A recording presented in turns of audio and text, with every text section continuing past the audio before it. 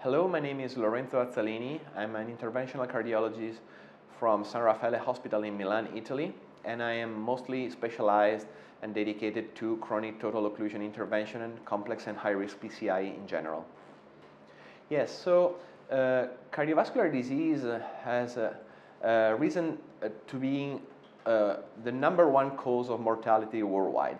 So it's been already established as the #1 killer in Western world, but in the past few years we have been witnessing a sharp increase also in cardiovascular disease related mortality in developing countries, such that in many places, in many countries in Africa and Asia, now cardiovascular disease, similar to what happens in the Western world, is the #1 cause of mortality. So it's for sure a huge problem under the public health point of view, and measure needs to be taken if we want to improve outcomes of patients and the population in general.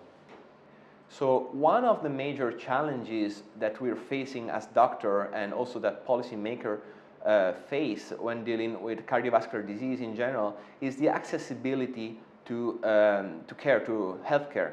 So this is particularly relevant for acute presentation of cardiovascular disease such as acute coronary syndrome that presents with dramatic symptoms that can have devastating consequences on the patient and subsequently on his and her family. So one important challenge is accessibility to primary percutaneous coronary intervention, which has been shown to decrease mortality in this setting. Other challenges that we face is accessibility to very complex intervention, catheter-based intervention for both coronary disease and also valvular disease.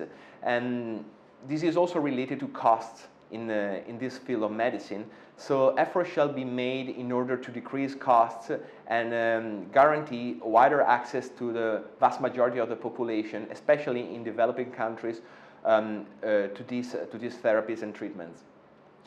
Yes, so in my country, in Italy, there is a fixed reimbursement system in place that, so basically what happens is that for a given diagnosis the patient gets, the hospital gets a fixed amount of money of reimbursement for the disease, the condition, and the treatments that were provided to the patient. And obviously with novel interventions, particularly in the cardiovascular disease environment, and particularly percutaneous coronary intervention, CTO intervention, and valvular disease intervention, catheter-based intervention, the costs are very high.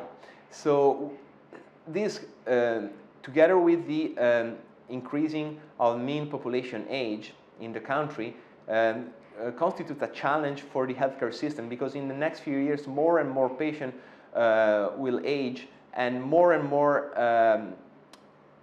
disease burden will be faced by this with this strata of the population. And so we as doctors and policymakers will need to find ways to guarantee this expensive treatments and therapies to this aging population that will grow and grow over the next few years.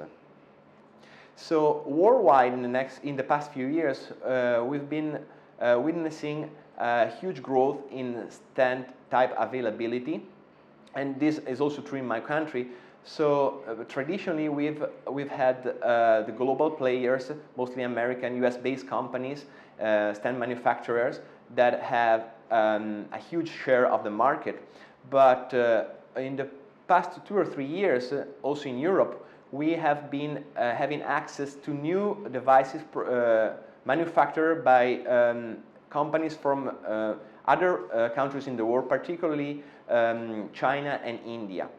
So in Italy, currently we have been using stents from SMT, particularly the Superflex sirolimus eluting stent with bioresorbable polymer, and in certain regions of my country, Superflex now has the leading share of the market. And so together with traditional players in device manufacturing, we have also new players from developing countries. So my experience with Indian stents has been quite positive so far. Indian companies manufacture good quality products that are on par with traditionally global leaders product. They have very good outcome both acutely and during follow-up. And I've been impressed by the quality of the stents that are very deliverable. I'm talking about Supraflex by SMT, and provide good vessel scaffolding for vessel healing during follow-up. And so far I have to say that my experience is quite positive, and I look forward to newer iteration of the device, both from this company and other companies, to challenge well-established leaders on the market.